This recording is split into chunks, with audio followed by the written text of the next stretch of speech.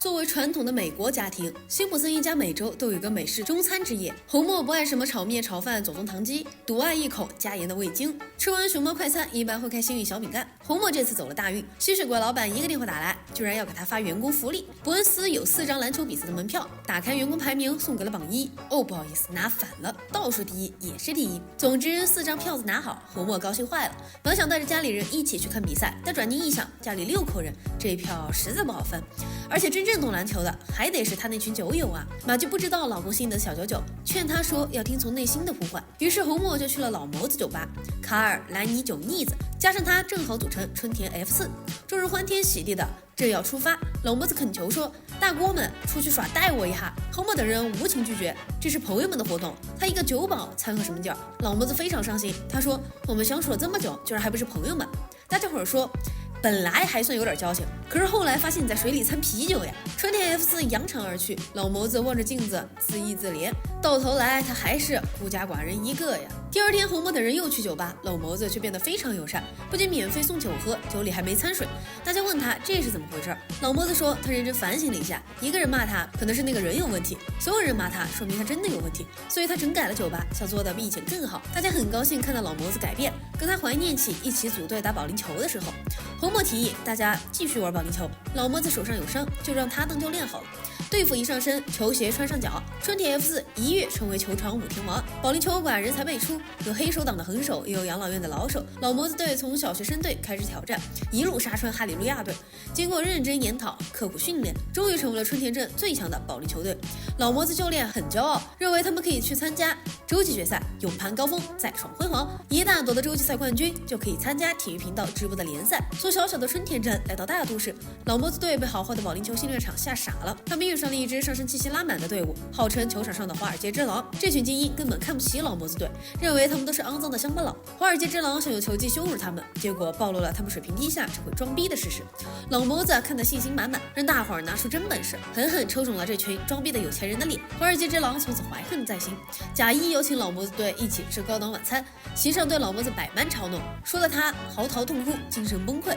老谋子为了证明自己并非一无所有，不顾朋友们的劝阻，跟华尔街之狼打了个赌，他们再打一场比赛，如果老谋子输了，就要改掉名字，让出酒吧；如果老谋子赢了，那就证明他赢了。老谋子一上头答应下来。富豪们拼不赢技术就拼装备，他们穿上高科技战服，力量、速度、精准度猛涨100倍，双手出球，全场满贯，这谁顶得住呀？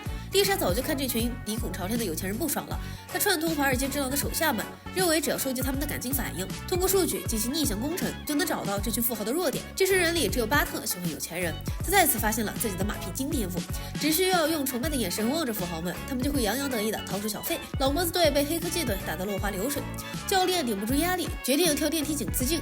可惜他做什么事儿都无法成功，眼看着只剩最后一把决胜局，老谋子给队员们打气，提醒酒腻子千万别喝醉了。富豪们偷听到这事儿，直接给酒腻子送来液体黄金，一口价值1000美元，这谁顶得住呀？酒腻子一喝醉，老谋子队等于自断一臂，胜率更加渺茫。这时轮到丽莎出场了，她分析感情数据后，挖出了富豪们的秘密：这个玩了那个的老婆，那个泡了这个的妹妹。一句话，鬼圈很乱。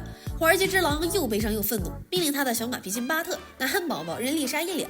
丽莎说：“哦不，我亲爱的哥哥，你肯定不会为了钱舍弃亲情吧？”巴特到底是没能下手，为钱放弃一切底线，也不是普通人能轻易做到的。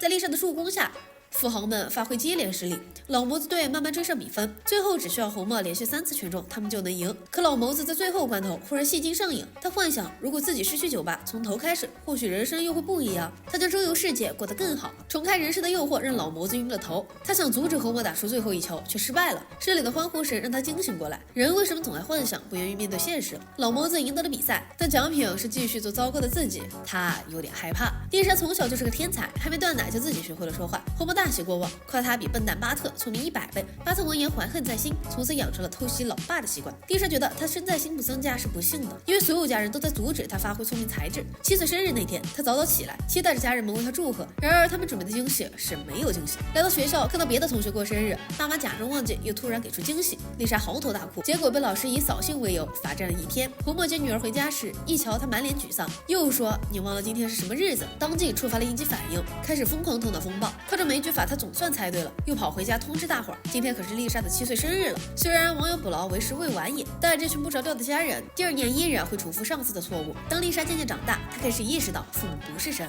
他们只是被困在婚姻围墙里的普通人。14岁时，父母的感情渐渐破裂，当时他们总算记得丽莎的生日，早早准备了礼物蛋糕。丽莎等他们庆祝完后，不得不纠正道：“我14岁了，你们还在过12岁的生日。”暑假回家后，丽莎在放行李时，忽然发现了老爸藏起来的行李箱，里面有一封写给老爸的告别信。丽莎惊呆了，原来老妈一直想离开老爸，却和一个眼镜男好，罗梦马基恩爱夫妻人设崩塌，这段话还怎么演？丽莎把这事儿偷偷告诉巴特，巴特幸灾乐祸，恨不得马上告诉老爸，看看他崩溃的表情。晚上吃饭时，等等，注意看，万年奶嘴怪麦琪找成另一个丽莎了。红梦每晚都跑去酒吧混，只留下马基以泪洗面。丽莎觉得只要上了哈佛，就能从家庭围墙中解脱，但那时她才14岁呀，离上哈佛还有好几年。眼看着爸妈就要闹掰了，丽莎决定提前展开行动。她追进老某酒吧，告诉老爸妈妈要跑。红梦不以为意，表示马基3天2头这么闹，准备了一只行李箱，轮子还是坏的，这足以说明马基只是在口嗨，8成不会跑。丽莎说他已经修好了。红梦顿时慌了神，